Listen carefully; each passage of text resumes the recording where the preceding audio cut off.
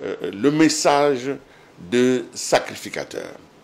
Il y a une église dans ce pays qui s'appelle l'église des sacrificateurs, qui a été fondée par Monsieur Kadima Bakenga Moussa Ngilai, qui s'appelait Marc Daniel, du temps de la colonisation. Cet homme est venu dans ce pays, cet homme a dit qu'il avait un message de la part du Seigneur, de la part de Dieu, qu'il était venu pour accomplir la volonté de Dieu et qu'il ne parlait pas en son nom. Beaucoup ont réagi par rapport à ce message de manière diverse. Et aujourd'hui, plus de 30 ans presque passés, qu'est-il resté du message de Kadima qu'on a appelé caricaturalement Kadima Yezu? Aujourd'hui, j'ai l'immense plaisir de recevoir quelqu'un qui s'appelle M. Jacques Kambaï Kazadi. On peut dire qu'il est pasteur selon la terminologie consacrée dans notre pays, mais en réalité, il est le représentant provincial de l'église des sacrificateurs. Je vous reçois aujourd'hui parce que je suis intéressé par le côté spirituel, par les dévoilements de la pensée profonde. On ne peut pas être dans un pays où quelqu'un dit qu'il est venu de la part de Dieu, et puis il s'en va. C'est comme si rien n'a été. Donc, le pays a besoin de justice, la justice du savoir, la justice de la connaissance. C'est comme ça que je vous ai invité aujourd'hui pour que nous parlions alors de manière détachée et profonde de ce qu'aura été le message du sacrificateur qu'on vous a appelé souverain sacrificateur. Vous êtes jeune, il y a beaucoup d'églises, il y a beaucoup de mouvements. Votre église n'a pas eu le succès officiel dont on peut parler. Vous auriez pu vous cacher dans une des églises aujourd'hui. Vous parlez bien. Vous avez tenu, vous voulez confirmer que vous êtes un sacrificateur. Comment Jacques Kambaï Kazadi peut-il aujourd'hui expliquer son adhésion à l'église des évangélistes des sacrificateurs? Comment un jeune, alors que c'est une église, on dit, du passé, dont l'initiateur a disparu, entre guillemets, comment vous revendiquez cette appartenance? Vous d'abord, avant de parler de M. Kadima. Merci beaucoup, M. Willy Kalingaï, de l'invitation. Je suis très... Sinon, l'annonce que vous avez faite m'a déjà mise à l'aise. Comment je suis, ou je me suis adhéré à l'église évangéliste sacrificateur? Oui.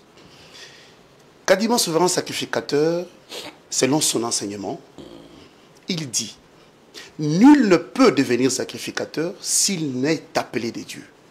Ça, c'est de un. De deux, la vocation de tout un fidèle sacrificateur existe. Elle est certaine.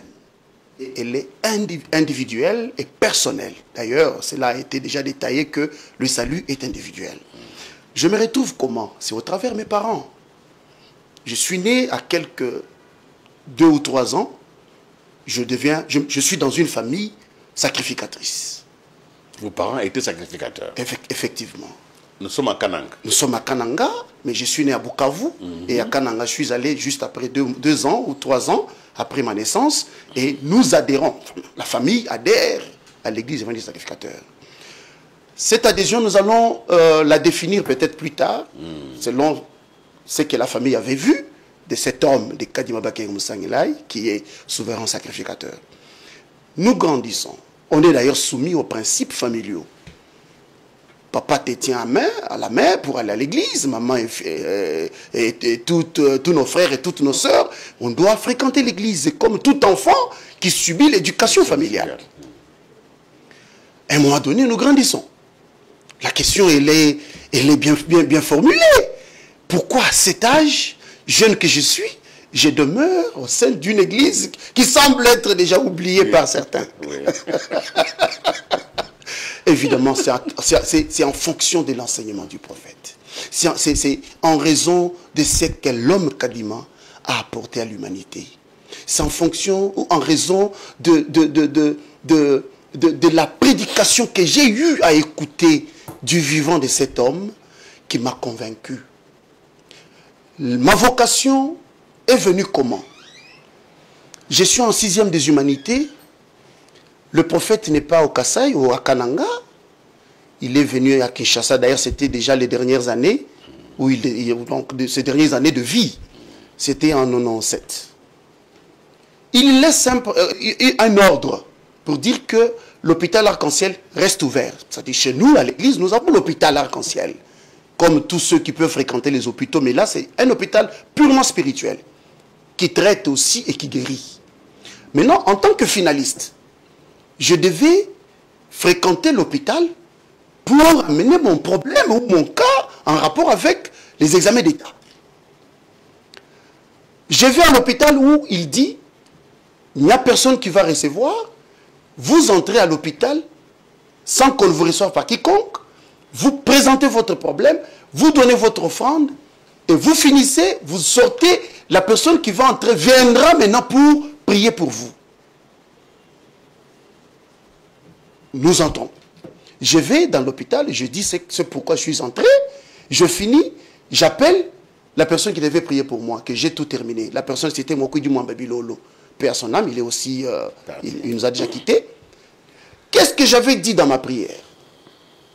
J'ai demandé à Dieu de ne me donner que, non, pas plus, pas moins, que j'ai 60% aux examens d'État. Je sors, j'appelle, on vient prier. La prière était toute simple que ton fils t'a tout dit, fais ce qu'il t'a demandé, au nom du souverain sacrificateur Kadima, Amen. Je sors. Je vais à l'internat. Je passe mes examens d'État, 4 jours après. Et à l'époque, ce n'est pas ce qu'il y a aujourd'hui. On devait attendre les journaux qui devaient venir.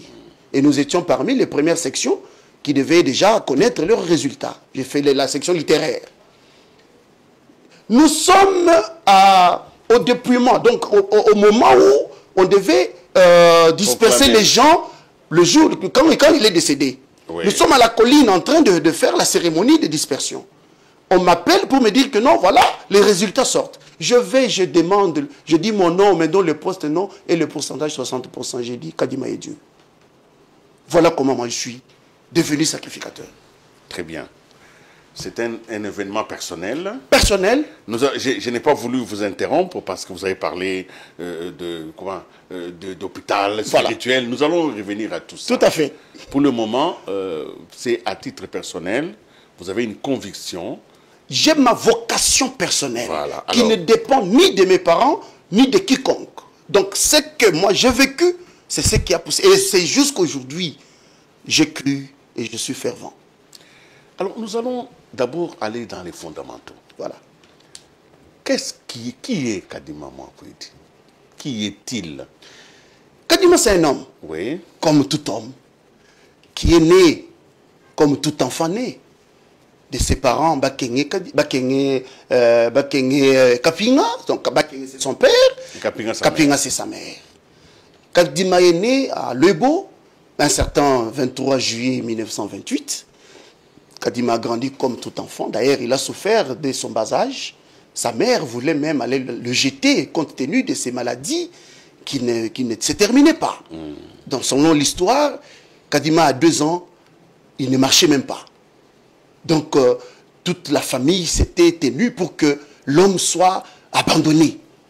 Et Dieu merci, Kadima a grandi. Il a étudié comme tout enfant. Il était aussi un croyant, c'était un chrétien. Kadima a épousé, donc il était marié à une femme ou une épouse qui s'appelle Luseka de Chipi, avec qui il a fait des enfants. Et voilà, Kadima, il a travaillé. Il a travaillé pour le compte de la MONUC, qui est aujourd'hui MONUSCO. Oui. Et donc c'est un fonctionnaire de l'État colonial, de l'époque coloniale. Oui. Kadima a enseigné, il y a même de ses élèves qui sont vivants jusqu'aujourd'hui, qui peuvent d'ailleurs témoigner son existence et son passage dans le domaine d'enseignement. Donc Kadima c'est un homme. Mais ce qui différencie Kadima de nous tous les hommes, c'est ce que Dieu a mis dans lui. Alors, l'événement, ça dit qu'il est né avec ou à quel moment, lui, il pense qu'il a un destin particulier? Il ne savait rien du tout. Parce que Kadima était même dans le buvette. Ceux qui connaissent Kananga, quand il fréquente l'Andécha là-bas, il y a un endroit, une buvette qu'on appelait Petit Bois. Kadima fréquentait cet endroit-là. Normal, comme tout homme. Comme tout homme. En 1963, au mois de février, Kadima a vu un songe. Il s'endort et je vais épingler encore un élément. Quand il partait pour boire ou vivre comme tout homme, Kadima, des fois il dormait là où il partait. Il revenait dans des heures tardives. Voilà cet homme qui voit un songe un certain 15 février 1963. On lui montre un événement. Pendant qu'il dormait, il vit dans un rêve, dans un songe, le ciel s'ouvrir. Il voit une colonne de colombes blanches descendre, se poser sur le toit de sa maison. Au travers le songe, il vit sa fille aînée, Kapinga Kadima Luce, prendre une colombe et lui poser sur l'épaule gauche. Son fils Baken Kadima Luce, qui prend une autre colombe et posée sur l'épaule droite, le songe se termina. Kadima se réveille, étonné par le songe, mais il n'a pas dit ça à sa femme. Il est allé comme d'habitude rencontrer ses siens. Quand il rencontre, l'un d'eux lui dit, attention, Dieu a besoin de toi. Avant qu'il ne lui ait dit le songe? Non, après lui avoir raconté ce qu'il a vu. Ah, d'accord. Non, il faut tirer attention avec ce que tu as vu. Écoute, Dieu a une mission qu'il veut te confier. Dieu a besoin de toi. Et dès que le monsieur lui dit ça, Kadima retourna dans sa maison tôt. Il rentre pendant la journée, sa femme s'étonne. Comment l'homme qui rentre souvent... Tu n'es jamais revenu à 16 heures ici, comment tu peux revenir? À 15 heures, il est rentré. Tu peux revenir comme ça, comment? Non, j'ai vu, c'est à ce moment-là que Kadima commence à expliquer à son épouse. L'épouse était même... n'avait pas accepté le songe en question. Il lui demande, mais il lui pose la question. Tu veux dire que tous ceux qui ont rêvé comme toi aujourd'hui ont fait autre que ce qu'ils font tous les jours? Ton songe doit changer ton comportement et tes habitudes. Non, Dieu m'a donné une orientation quelconque que je dois observer. Et voilà, la vie de Kadima, dès lors, a changé. Alors, ça change parce que, évidemment, on peut voir un songe, tout ça, mais il enseigne, il se donne le pouvoir d'enseigner des choses qu'il n'a pas apprises. Tout à fait. Alors, où est-ce qu'il apprend tout ça? Je parle en étapes. Dieu vous en prie. Vous savez, M. Willy, Dieu a 3 moyens essentiels pour communiquer. Le premier moyen, c'est le songe. Dieu parle à ces grands prophètes, je parle des grands prophètes. Il leur parle au travers les songes, au travers la voix et au travers les visions extatiques.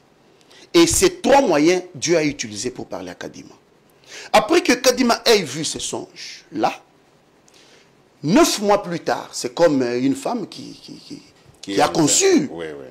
Et nous partons de février à novembre. On peut comptabiliser, vous trouverez que c'est 9 mois plus tard. Parce que c'est le 19 novembre où Dieu a parlé à Kadima à travers la voix. Nous avons un document. D'ailleurs, peut-être que les gens ne le savent pas. Les gens ne le savent pas. Ça, c'est notre Bible à nous. Je parle déjà comme ça pour que je choque. Ça, c'est notre Bible. Tout ce que Dieu a parlé à Kadima se trouve dans cet ouvrage. Et c'est ça notre fondation. Je ne peux pas prêcher sans me référer à ce que Dieu a dit à Kadima ici. Donc, Dieu a parlé à Kadima à travers la voix. Et là, c'est le 19 novembre 1963. Kadima était assis dehors avec sa famille, son épouse et ses enfants. Il se sentit obligé d'entrer dans sa maison. L'Esprit de Dieu lui recommande d'entrer dans sa maison pour lire la Bible, épître de Saint Paul aux Romains, chapitre 7. Kadima dit ceci: pendant que je lisais, je pleurais. Ceux qui connaissent la Bible peuvent comprendre épître des Romains, de Saint Paul aux Romains, chapitre 7, ça dit quoi? Ça dit quoi? Dites-le. Effectivement, Paul dit quoi dans ce passage? J'ai la force de faire du bien. Mais je ne le fais pas. Mais je ne le fais pas parce que la chair me l'empêche. Kadima se souvient. Le mal que j'ai fait, et le bien que je veux faire. Que je veux faire, je ne le fais pas. Et le mal que je ne veux pas, je le fais. Voilà. Kadima se souvient de toute sa vie d'antan.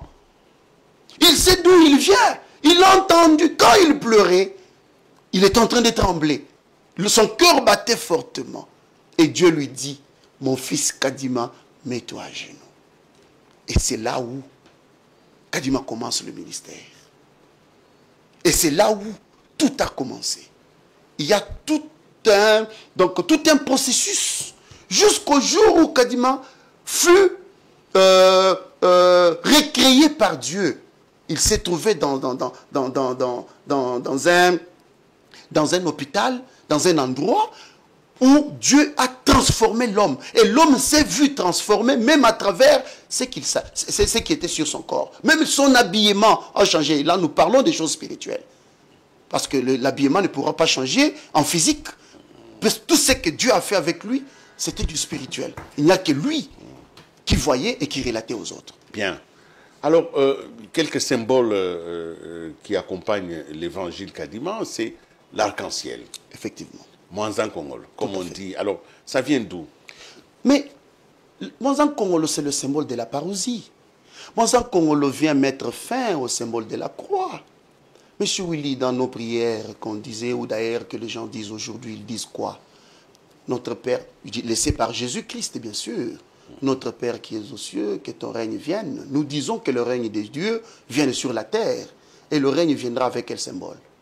Le symbole de la croix a une signification.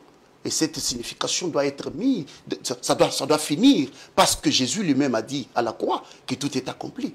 La mission de Jésus qu'il était venu faire sur terre, c'est accompli évidemment. Il a fini, c'est pourquoi il était venu. C'est voilà pourquoi, quand il est à la croix, il dit à son Père, tout est accompli. Et le Christ qui devait revenir plutôt, Jésus a dit, je vais, je pars. Le jour de mon retour, parce qu'on lui avait demandé quand il reviendrait, il dit, je ne connais rien. Même ceux qui sont à côté de mon Père, personne ne sait. Seul le Père connaît. C'est pourquoi il leur a laissé la prière. Que ton règne vienne. Le règne de Dieu devait revenir sur la terre avec un symbole de l'arc-en-ciel. Les gens qui connaissent les choses savent que l'arc-en-ciel vient mettre fin à une circonstance qui n'est pas bonne dans la vie des hommes. Ça, c'est le symbole de la parousie. Le Christ est revenu avec un nouveau signe. C'est le signe de l'arc-en-ciel. Et les couleurs de l'arc-en-ciel doivent éclairer le monde. Le monde doit comprendre que ce n'est plus le moment de pleurnicher. Le moment du Christ est là. Le Christ est revenu.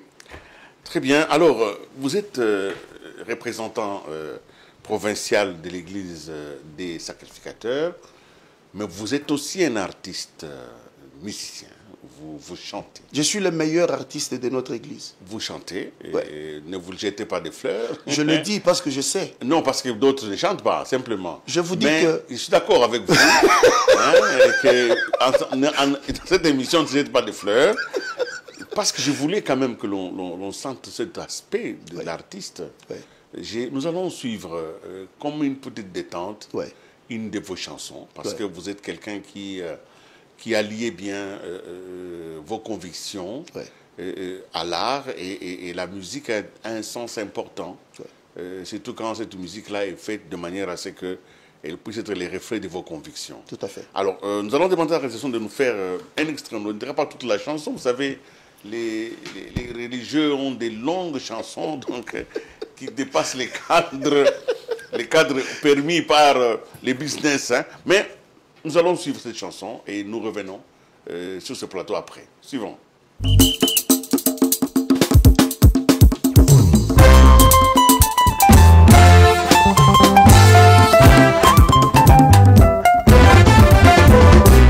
Lomboji wabilui lutatwe ukoleshe jitukwe wabilui lwe tatwe jitanu jitukuje Lomboji wabilui lutatwe lelelelele Lomboji wabilui lutatwe jimanzambi mayamoi wabilui lwe tatwe jitanu jitukuje Lomboji wabilui lutatwe ukoleshe lelelelele Chabana mulombo jiwa bililu tate Mapenda penda babuela Mapenda penda babuela Ukole sheza Mulombo jiwa bililu tate Ukole sheza Lelelele Wabililu tate Ukikanu nikukujeba Ilela Ilela Ilelele Hey!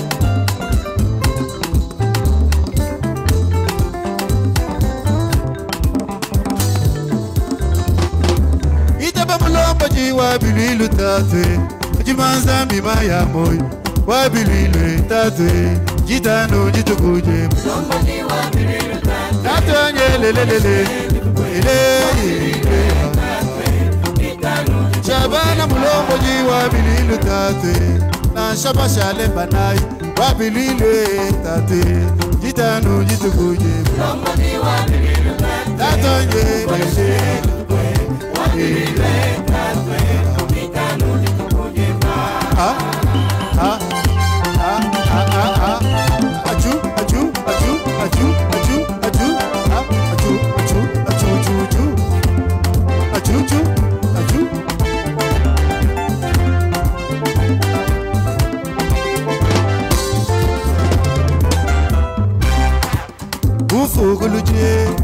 Fugulu la bulobe Kelenga waji tuku jita no fugulu la bulobe Iyo Hey hey Ele Kelenga waji tuku jita no fugulu la bulobe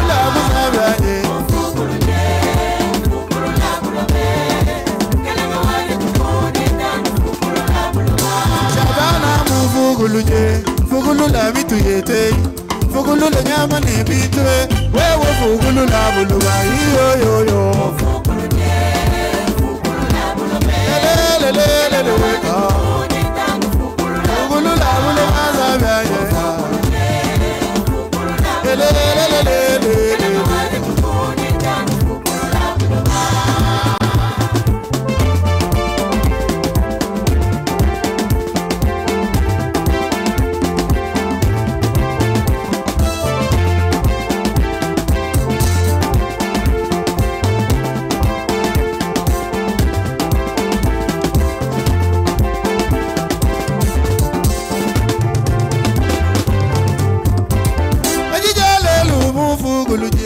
Fugulu la batu ne bitwe Fugulu la nyama ne buluba Wewe fugulu la bulobe Iyo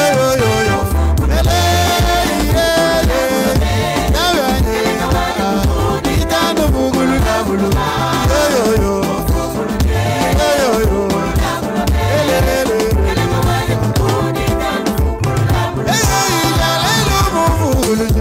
Fugulu la batu be baba Kelenga waji tuku jita no fugulu la buloba yo Fugulu la bulobe Kelenga waji tuku jita no fugulu la buloba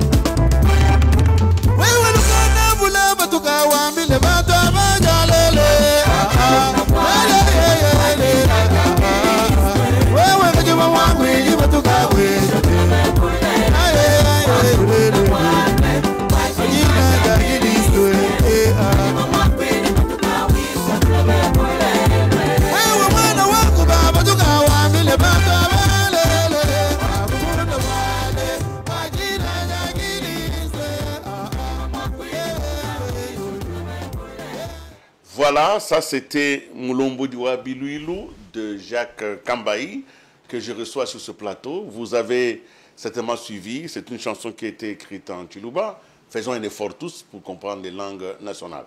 Mais ici, je voudrais vraiment qu'on rentre un peu dans des questions de fond. Oui.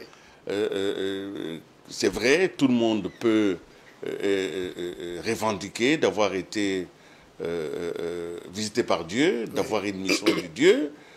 Dieu seul peut démentir ou pas, mais on reconnaît un arbre par ses fruits. Très bien. Alors, donc, maintenant, monsieur le sacrificateur Kadima Loussé, Kadima Bakenga, comme on dit, il met en place une théologie, il met en place une cosmogonie.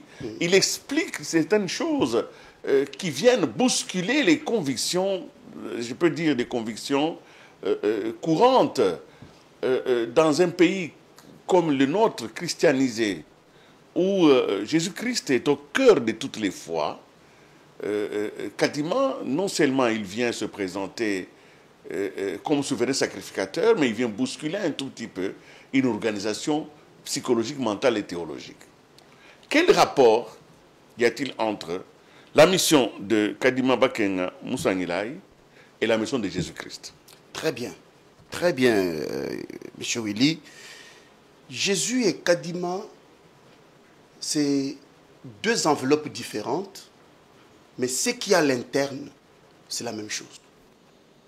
À l'intérieur de l'enveloppe, c'est la même chose. Jésus vient, parce que chaque prophète a un message et chaque prophète a une mission. Il faudrait que nos frères congolais comprennent quelle a été la mission de Jésus et quelle a été la mission de Kadima. D'ailleurs, vous êtes responsable d'une grande structure. Vous envoyez votre employé dans une mission. Dans la mission, il est écrit l'endroit, d'abord le nom, l'endroit de la mission, la durée même, le moyen de transport pour cette personne qui va être en mission. Et c'est pareil même dans les choses de Dieu. Jésus avait quelle mission? Jésus avait quel message? Le message de Jésus ne pouvait pas être le message de Moïse, ne pouvait pas non plus être le même message de Kadima, et ainsi de suite. Kadima aussi, ça ne pouvait pas être pareil. Jésus est venu pourquoi? Jésus n'est venu que pour la rédemption. Entre Dieu et les hommes, il n'y avait plus d'amour, il n'y avait plus de communion. Il faudrait qu'il y ait quelqu'un qui serait disponible pour venir mourir pour ce peuple-là. Voilà la mission de Jésus. Quand cela est fait, il a relié les relations qui existent aujourd'hui entre l'homme et son Dieu. Point barre. Il dit que je vais, je reviendrai. Ce qui reviendrait, c'est que le chrétien ne comprenne pas. Ce n'est pas Jésus, l'homme, le fils de Joseph et Marie. Ce qui reviendrait, c'est l'esprit christique qui était dans Jésus qui devait revenir. Parce que la Bible le dit même que lorsqu'il reviendra, il viendra avec un nouveau nom. Ce ne serait pas le nom de Jésus. Alors, le message de Kadima. Kadima nous apporte le message de la parousie. Et quelle est sa mission? La restauration du royaume de Dieu sur la terre. Il faut m'abaisser là. Le péché doit disparaître. Nous fréquentons nos endroits habituels cultuels. Mais comment les gens ne changent pas? Ils doivent subir un nouvel enseignement. Kadima est porteur d'une nouvelle civilisation. Tout ce qu'il ne nous a pas laissé comme un père qui meurt, qui laisse une maison en chantier. Kadima nous a tout donné comme élément important de la vie d'un homme sur la terre. Deux choses avant qu'on entre à l'intérieur de son offre. Jésus est perçu comme le Fils de Dieu. Alors vous, quand vous parlez des Kadima, vous parlez des prophètes. Donc dans les concepts, il faut être précis. Alors, est-il Fils de Dieu aussi, au même titre que Jésus? D'abord, Jésus est d'abord prophète. Commençons par là.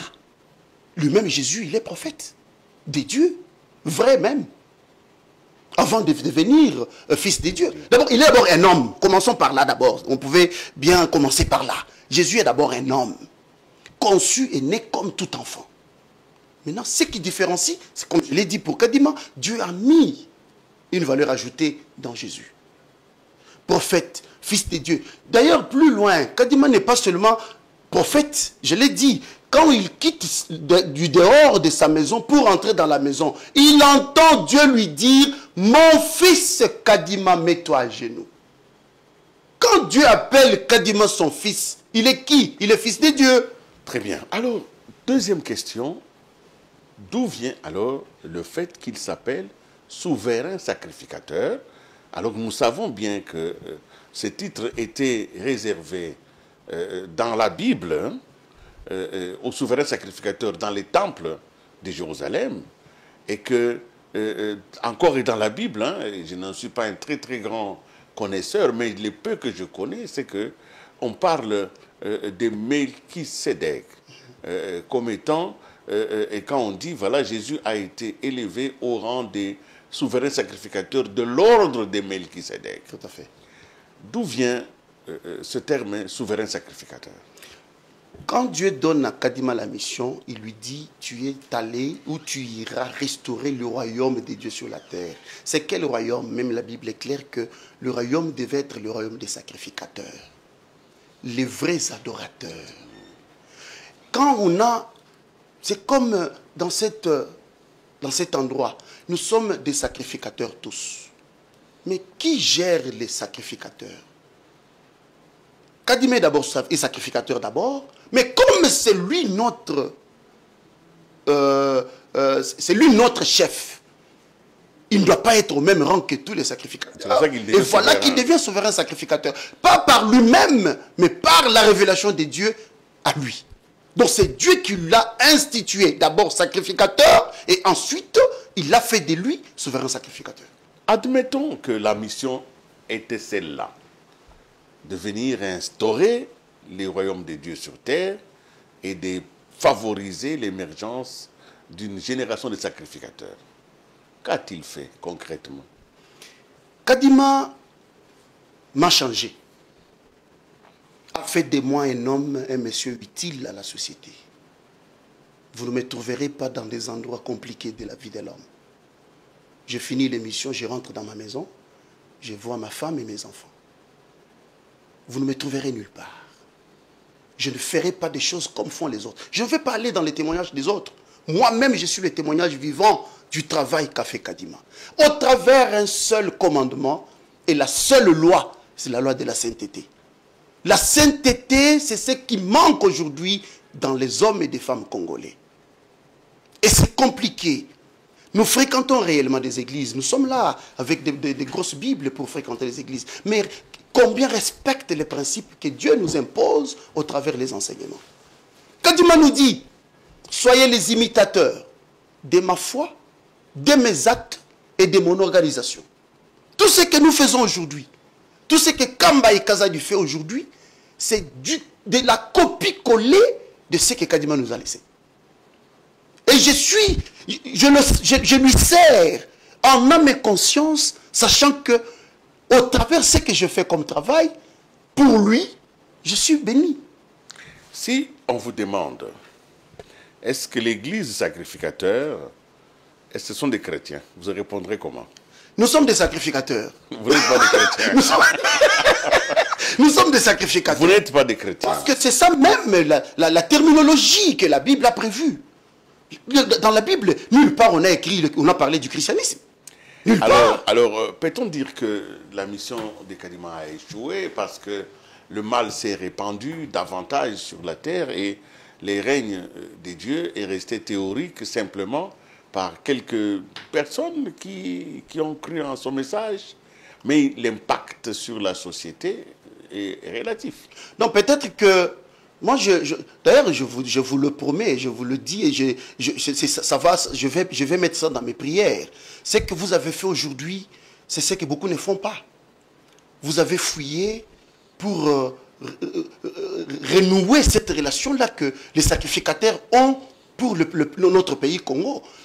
Le message de Kadima devait être répandu comment?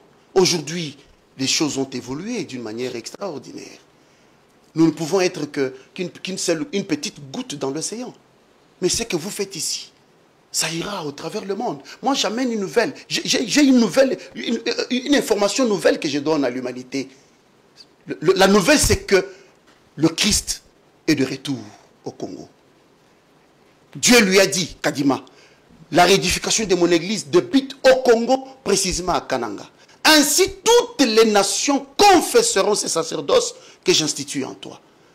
Nous sommes à 60 ans de l'existence de l'église. 60, là, c'est en rapport avec la révélation. Mais le travail de Dieu a commencé en 1980. Nous sommes encore des enfants dans les choses de Dieu. Mais au moins, nous avons un message qui est clair et qui est au bénéfice de toute l'humanité tout entière en fonction de ce que Kadima nous a apporté. La mission de Kadima n'a pas échoué. Parce que Kambaye est devant vous aujourd'hui. Je ne vais pas faire allusion aux autres. Je suis devant vous et je vous confirme que Kadima existe et existera dans ma vie tout au long de mon existence et je témoignerai son existence. Il est passé par moi et je le témoignerai dans tout ce que je ferai sur cette planète Terre.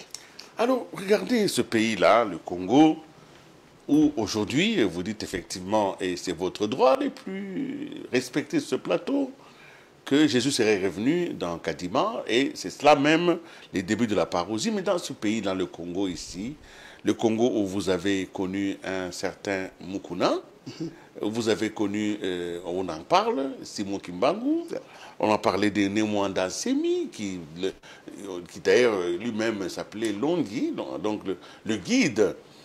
C'est un pays messianiste, hein, où beaucoup de messies dans ce pays-là reviennent sur la même idée que Dieu allait renvoyer quelqu'un.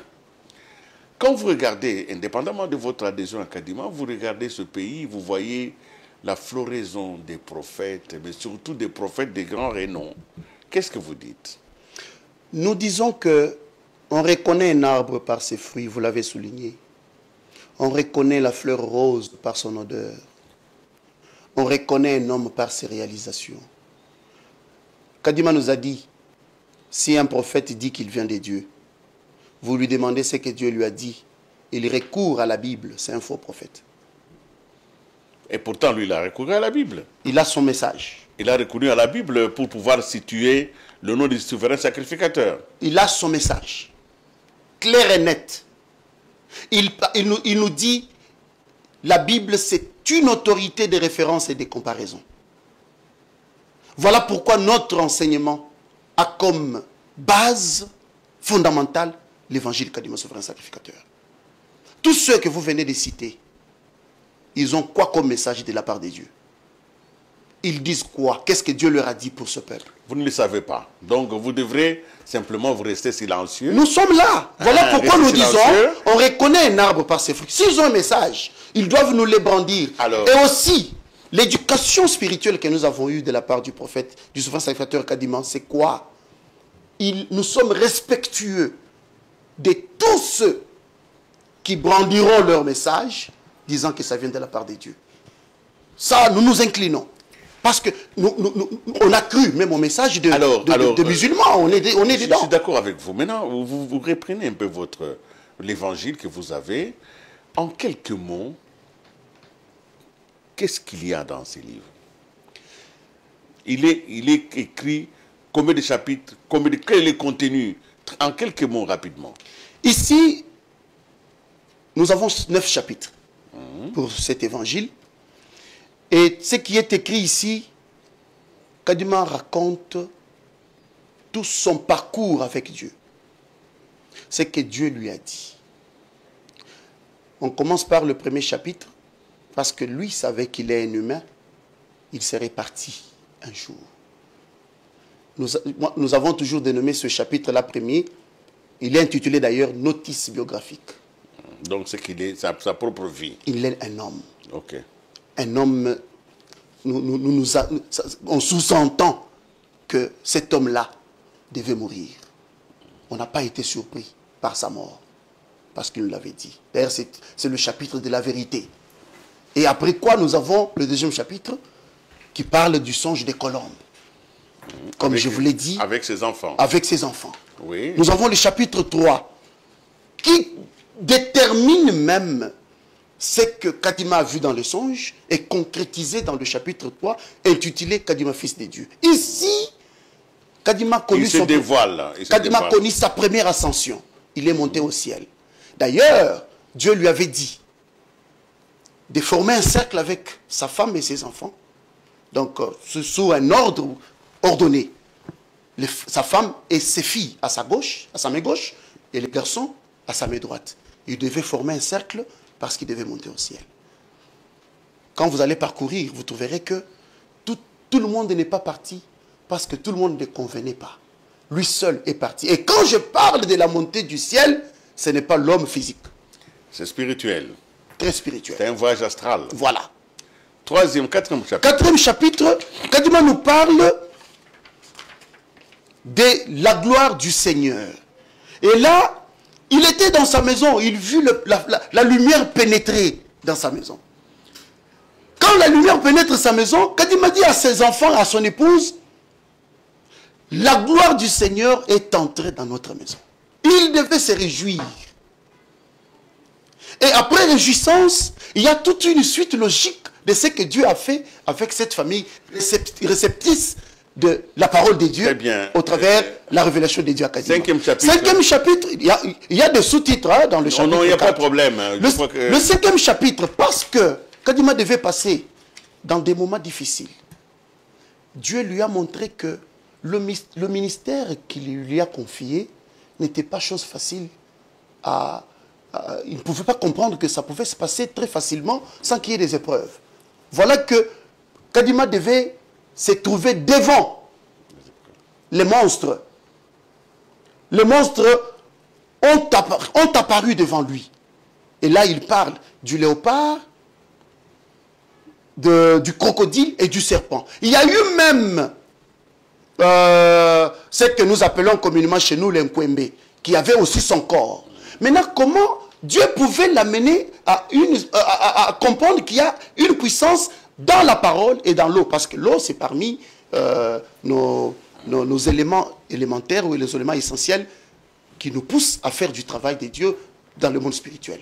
Donc, Dieu lui a demandé ou lui a dit de prendre de l'eau pour l'exorciser. Et quand il a fait cet acte, tous ces éléments dangereux ont changé de forme. Pas disparu, mais ils ont changé de forme. Donc, chapitre 5 parle de la victoire sur les 4 monstres. Sixième chapitre, Kadima nous parle du test médical. Pourquoi? Tout ce que Kadima trouvait dans son parcours pour son épouse et pour sa mère, Kadima était devenu fou. Ça veut dire quoi? Elle ne pouvait pas comprendre que Kadima... Ah, donc l'expérience qu'il vivait était perçue comme étant un peu de la folie. Tout à fait. Quelqu'un qui a perdu les nerfs. Et voilà que sa famille l'amène à l'hôpital pour qu'on aille tester un peu. Faut savoir, sinon, il n'est pas devenu... Est-ce qu'il y a un problème ou quoi? Voilà. Alors, le premier test... À Bélibaner. Voilà. Le premier test pour le médecin, c'était de savoir comment le monsieur se comportait. Il pose la question à sa famille. Est-ce qu'il s'attaque aux gens? Non. Est-ce qu'il fait ceci? Non. Ah, mais comment? Quelques minutes après, son cousin vient. C'est lui qui commence à le saluer et lui demander comment allait sa famille. Comment se portait sa famille. Quelqu'un qui est fou ne peut pas avoir une telle rationalité. Tout à fait. Et mais voilà. Pourquoi est-ce qu'il met ça dans son livre? C'est pour expliquer. Mais l'explication ici veut dire quoi? Si nous pouvons en parler en tant que prédicateur, les gens peuvent penser que tout ce que vous faites n'est pas dans la logique. Oui. Vous devez confondre les gens parce que Dieu a mis dans vous une certaine capacité de faire des choses d'une manière extraordinaire. On comprend. Et chapitre 7. Nous parlons de la seconde ascension. Et c'est là où tout a été fait. Mais avant d'arriver même là où il partait, il a rencontré beaucoup de difficultés. Vous savez que c'est pas facile d'aller au ciel. Ah, ça c'est l'objectif de tout le monde. Hein. C'est pas Lui, il est quand même parti là-bas. Il est arrivé, malgré toutes les barrières qu'il a connues, malgré tout ce que le monde astral a prévu pour lui. Il y a même là où il est arrivé, on lui demande, parce que l'ange devait l'accompagner. Et quand il arrive quelque part, le chef de cet endroit-là arrête les passagers. Il demande à l'ange, où est-ce que tu vas avec cet homme? L'ange répondit, le Seigneur m'a envoyé le prendre. Et c'était pas facile. Au finish, l'homme est arrivé. 8e chapitre. 8e chapitre, nous parlons du retour glorieux sur la terre. Quand il quitte le ciel, il devait revenir sur la terre. Mais par quel chemin? Kadima est passé par le séjour des morts. Les morts l'ont accueilli. Les morts lui dirent, nos frères humains et nous sommes heureux car le Seigneur nous a envoyé le Sauveur. Ils lui ont demandé de prier pour eux. Donc avant que Kadima arrive sur la terre, il devait passer par là. Et nous, il a trouvé cela comme un retour glorieux parce qu'il est passé par le séjour de la mort. Le 9e d'ailleurs, c'est ce qu'on vient de regarder tout à l'heure. Nous parlons de la récréation. Mufukuluji. Et vous parlez du vendredi. Vendredi matin, Kadima s'est vu dans une salle d'observation. Étalé sur le lit médical, Dieu a commencé à travailler ses nerfs. Donc on n'était plus fou, il était devenu normal. Non, là c'est-à-dire que Dieu devait l'enlever, ce qu'il avait avant, pour lui imposer ce que lui trouvait que c'était bon pour son travail. Et Kadima s'est vu transformé, il s'est vu revêtu autrement, en tenue blanche. Tout ce qu'il détenait était en couleur blanche, c'est-à-dire la couleur de la pureté. C'est comme ça que vous êtes souvent en blanc aussi. Le blanc, ce n'est pas seulement cette couleur qui reflète ce que nous sommes, même notre être. Même notre façon de faire est toujours blanche. Alors, nous allons aborder la dernière partie de cette émission, mais en attendant, parce que j'aime bien, moi, les chansons qui sont bien faites là, nous allons suivre une deuxième chanson, donc les rois des rois, si je comprends très bien. C'est toujours une production... Mais vous n'avez pas aimé Mais ça, c'est Lys, hein, mon réalisateur, qui a choisi ces deux chansons. Je pense qu'il va, la prochaine fois... Ça serait un bon cantique, là aussi. Alors, à moins que Lys nous trouve ces cantiques-là, mais sinon, en attendant, nous suivons d'abord celui-ci.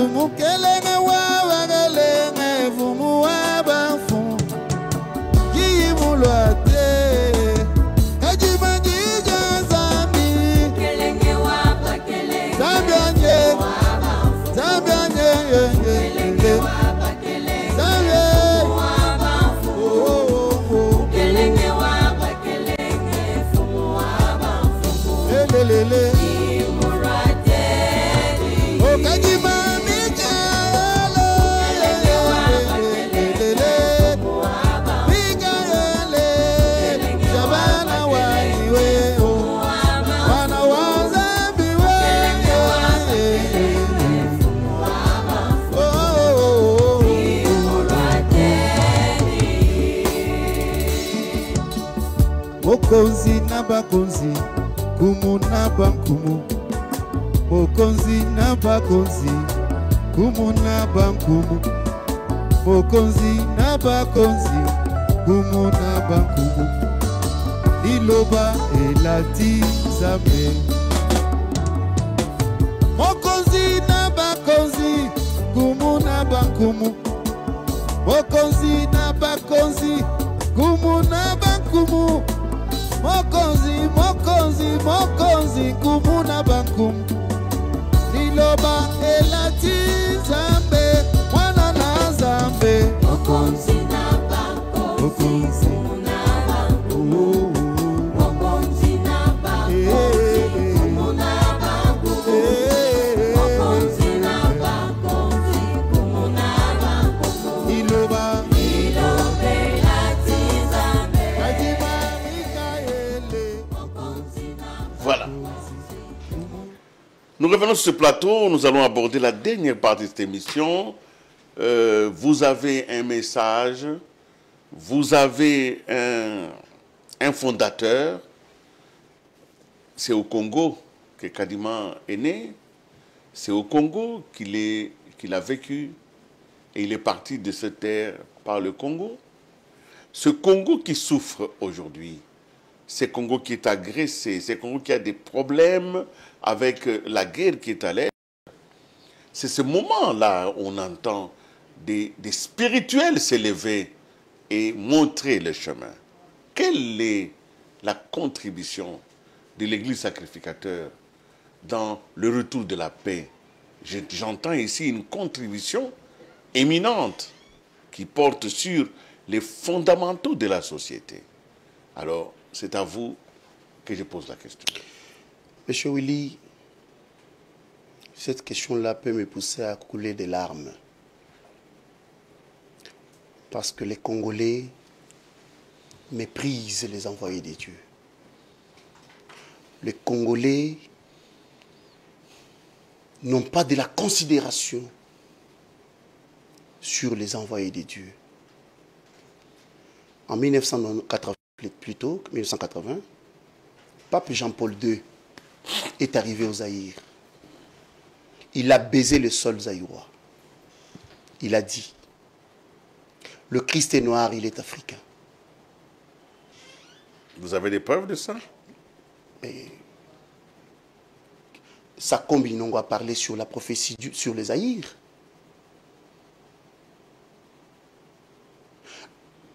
Quand on baise le sol congolais ou le sol zaïrois, ça n'a aucun impact. Personne spirituel ne peut comprendre cela. Kadima a porté le message pour l'humanité tout entière, précisément le Congo. Qui des responsables congolais a fait ce que vous avez fait aujourd'hui? Pourquoi je ne peux pas demander à Dieu une bénédiction particulière pour vous? Combien on nous trouve comme des personnes qui ont perdu des têtes et pourtant nous avons un message sauveur. C'est lequel pour le moment présent? Kadima vous a dit qu'il est le Christ du second avènement. Il n'a pas perdu la tête.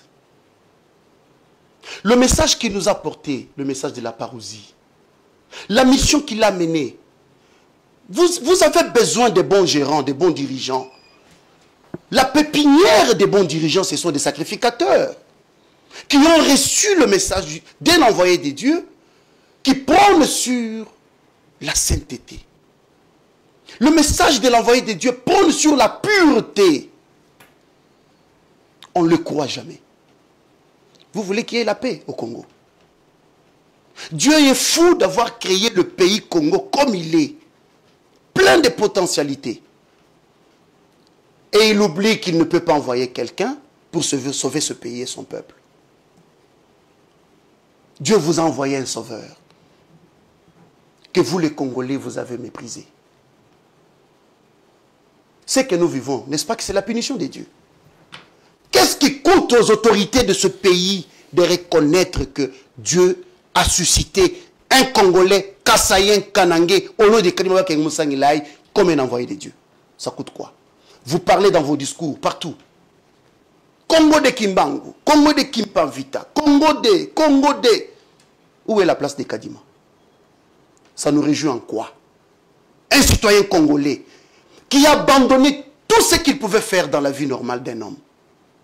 Vous l'avez dit, je suis jeune. Vous pouvez me trouver dans des endroits de buvettes. Vous pouvez me trouver dans des endroits d'ambiance. Mais nous ne le faisons pas parce que nous avons reçu le message. Un enseignement pur venant de Dieu. Je comprends votre indignation, mais pour le moment, je vous demande de regarder cette population, de regarder ce pays. C'est vrai, je comprends à peu près que vous dites que la sainteté et la pureté, c'est la pépinière des dirigeants. Mais en même temps, nous faisons quoi pour pouvoir conjurer, au moins éloigner ce que vous appelez, vous, comme une malédiction? Mais, ceux qui ont le pouvoir en main, n'ont qu'à chercher ceux qui peuvent parler à Dieu et dire à Dieu, à ce Dieu-là que... Vous savez qu'il y a beaucoup de charlatans dans ce domaine-là. Vous nous avez déjà parlé, vous avez déjà vu parler de ça? Vous vous contentez de ceux qui viennent vers vous.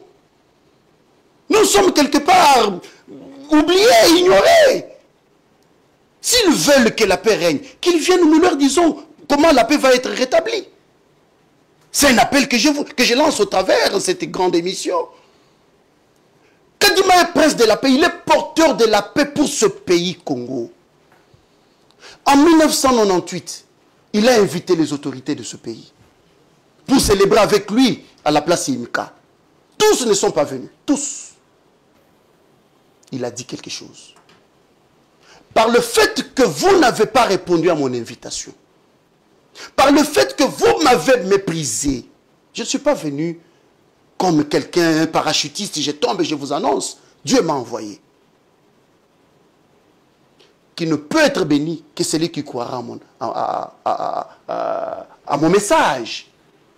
Vous vous contentez des dieux empruntés. Vous vous contentez des dieux qui viennent d'ailleurs. Mais les dieux authentiques, Mobutu, ne vous avez pas dit qu'on doit faire retour à l'authenticité? Qu'est-ce que vous en faites? On aurait pu se réjouir de ça si, après sa mort, son église était restée forte, unie et exemplaire. Mais il y a eu une grande dislocation. Il nous l'avait dit. Il y a une grande dislocation. Monsieur Willis, donc vous n'êtes pas un exemple d'unité. Cela n'est pas nouveau et ça ne nous surprend pas. La mort de Kadima ne nous a pas surpris. Et tout ce que nous vivons, c'était prédit. Monsieur Willis, votre mot, qui accompagne son père en Afrique du Sud. Son père le voit en train de pleurer, couler des larmes, faire couler des larmes. Il lui dit, tu pleures pourquoi? C'est papa qui demande à son fils, pourquoi tu pleures? Ne pleure pas.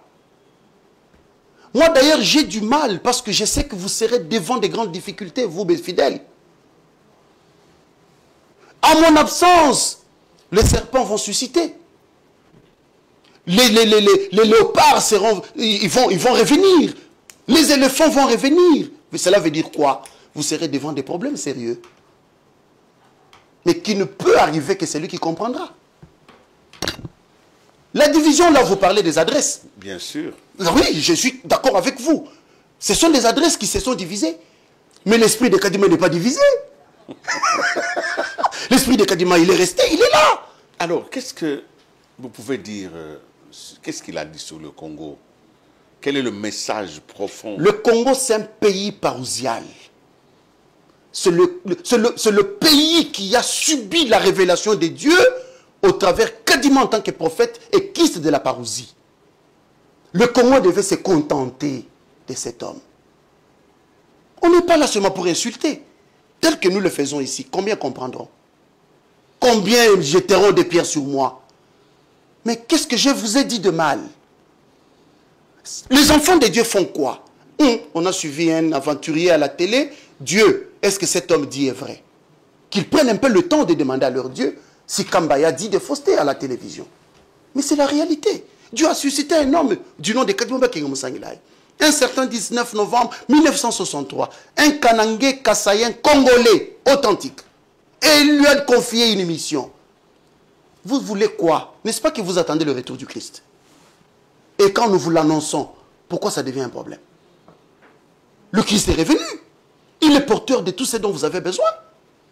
Question de le croire et considérer son existence. Tout est fait. Et tout sera fait. Aujourd'hui, comment fonctionne cette église? Et nous allons terminer peut-être par là. Comment elle fonctionne sans la présence physique de lui-même, le fondateur? Oui.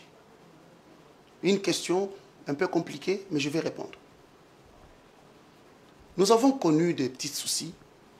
Je minimise ça parce que j'appelle ça, je traduis ça en douleur d'enfantement. Parce que bientôt, nous sommes en train d'aller à la gloire. Il y a eu beaucoup de choses qui se sont passées à son absence.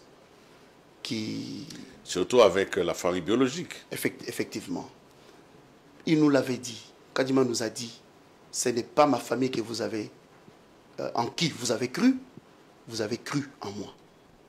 Et croyez-moi, restez fidèles à moi. Tout ce que la famille a fait en l'absence de leur père biologique, ce n'est pas une surprise. Et ça devait se passer ainsi. Et Dieu est dans ça. Imaginez que dans le chapitre 3, Kadima rassemble ses enfants. Dieu lui dit, appelle ta femme et tes enfants. Là, il fait allusion à sa femme et à ses enfants biologiques. C'est là leur appel.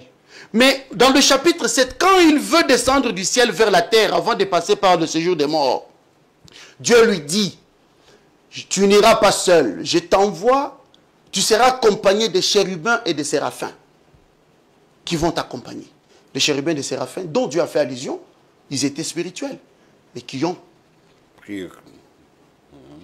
sur la terre, les chérubins et les séraphins se sont vus. C'est nous qui sommes devant vous. Et le travail de Dieu devait être continuel. À son absence, tout ce que nous avons connu, les hauts et les bas, bien sûr prédit par lui, nous observons. Mais il nous avait dit, d'ailleurs vous l'avez dit, je ne sais pas, on est encore dans le couloir ou bien ici déjà sur le plateau, le testament qu'il nous avait laissé. Le testament de Kadima, c'est tout son enseignement. Kadima nous dire que quand je vais quitter, tel va me remplacer. Non.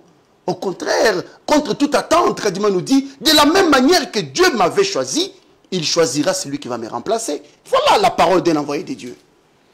Nous sommes arrivés. Il n'est pas comme les autres que vous connaissez, qui prennent le pouvoir et léguer aux autres. Nous n'allons pas entrer dans la polémique. Voilà. Nous sommes en train de faire une émission d'édification. Ouais. Ça s'est passé dans notre pays. Il Ouais. ne faudrait pas que plus tard on demande, mais à ce moment-là, qu'est-ce que la presse faisait? Ouais. Cet homme est passé comme ça inaperçu ou il y avait quelque chose d'autre? Voilà. C'est donc un effort de justice et d'équité Tout à fait. que nous avons fait aujourd'hui. Nous allons donc, j'espère que notre réalisation, parce que nous allons terminer par Twambi le Kadima. Mwakalo Yenzami. Mwakala Nzambi. Donc, nous allons suivre cette dernière chanson. J'espère qu'elle est prête. Elle n'est pas encore prête. Alors, je vais poser une dernière question en espérant vraiment que nous l'aurons parce que c'est une chanson qui est bien... Qui a bougé qui a bougé le monde. Voilà. Donc, maintenant, monsieur Jacques Kamba Kazadi, quand vous parlez de sainteté, vous pensez à quoi?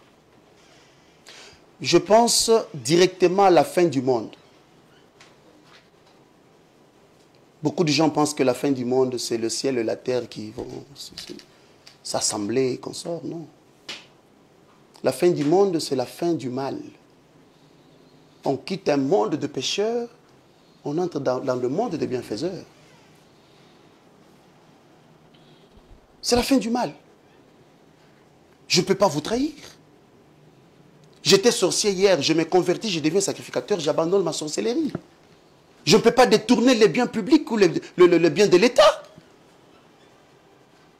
Je ne peux pas me comporter comme quelqu'un qui s'ignore sur cette terre. La sainteté, c'est un état d'esprit que tout sacrificateur doit mettre dans son comportement. Parce que lui, il nous dit, nous devons l'imiter. Qui peut prendre une pierre et jeter sur Kadima? Même pour tout le monde qui a vécu avec lui. Tous ses contemporains. Tous ceux qui l'ont connu. Qui peut jeter une pierre sur Kadima? Parce qu'il a fait quoi? Un monsieur qui a mené un développement sans pareil dans le Kasaï central, occidental à l'époque. Kadima a mis le macadam de la colline Boucha-le-Bouamba jusqu'en ville. De son propre fond. C'est-à-dire que quelqu'un qui amène un développement déjà dans le mental, il avait déjà instauré cela. Et nous limitons tous ceux qui croient en Kadima. Si vous trouvez un sacrificateur qui est encore ami au péché, c'est que cet homme-là ne s'est pas bien converti. Et il n'est pas dans la logique du prophète Kadima. Parce que la chanson ne vient pas, vous allez faire un petit acapella. Mais oui, d'ailleurs, je voulais vous le dire. La personne qui a chanté là, c'est moi-même qui suis ici.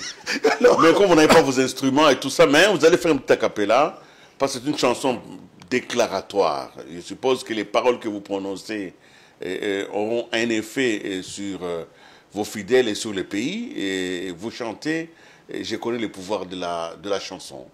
Alors vous allez chanter, alors... exceptionnellement dans cette émission, avant qu'on puisse se séparer. La chanson, elle est intitulée Twambile Kadima Mwakalo Yenzambi. Dites-nous comment Kadime est devenu Dieu.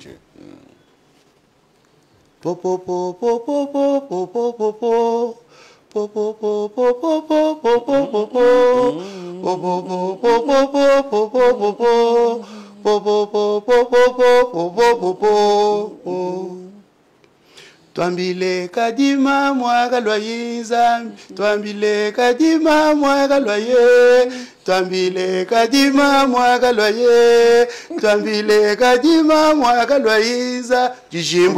On l'a trouvé? On y va, on y va, on y va, on y va. C'est déjà bien, mais déjà... Est-ce qu'on peut la mettre maintenant là? Voilà une belle chanson qui va clôturer cette émission. Une émission qui m'a fait penser à beaucoup de choses. Ouais. Alors, vous allez regarder vraiment la caméra, vous allez adresser à cette population, à ce peuple, une prière. Vous allez exceptionnellement faire une prière parce que vous êtes un homme de Dieu, vous avez consacré votre vie au progrès de votre communauté et le progrès ici entendu comme étant le progrès de l'humanité. Alors, je voudrais que nous puissions profiter de votre présence pour ceux qui seront à la maison, qui vous suivront, qui vous connaissent, qui comprennent. Tant mieux pour eux. Pour ceux qui ne comprendront pas, au moins il pleuvra pour eux. Hein? Même pour ceux qui ne comprennent pas, la pluie est toujours une bénédiction. Alors, je ne sais pas dans quelle langue vous allez le faire. Chiluba. En Chiluba, bon, voilà. Moi, je ne prie jamais en français. Voilà, ou en donc je veux langue. vous demander de le faire peut-être en Chiluba, en espérant que ceux qui vont suivre et qui ne vont pas entendre auront à côté d'eux des gens qui peuvent traduire. Alors, pasteur Jacques Kambayi Kazadi, vous avez la parole pour terminer. Merci beaucoup. Je veux prier. Tuji tukutumbisha wewe Nzambi wa baprofete. Nzambi mulomboji wewe mfumu wa julu buloba ni mwishi mwa buloba. Nzambi mufuki wabi bimweneka ni bijika bimweneka. Wewe wakatuma mwanebe mwakwiji mutamba buneneka jima. Wakabikile nujumukelenga wajitalala. Au travers binji jimbiebi jinkulomba waluwa jitunga ja Kongo nangana. Wewe Nzambi wakutuambile ne fumu wajitungeji mulejibu muchijumu cha chilino kama chitema 13. Bukelenga bwebe bwa Nzambi bokulupa buloba muchijumu cha chilino kama chitema 13. Tuji ni 13 wabuloba ni 13 wajulu. Julu jamaluma kane tujituke bejitalala ja jitungeji. Tujiba manyibane jitunga kaje ni jiku reconnaître to. Walubo pa Nzambi munanga musoko munanga jitunga utu watu mabantu. Muntu wakalwa wakutwajile buloba lungu lwa jipingana ja Kristo. Kristo wakulwa ujumukaji mwa kujimutamba bunene.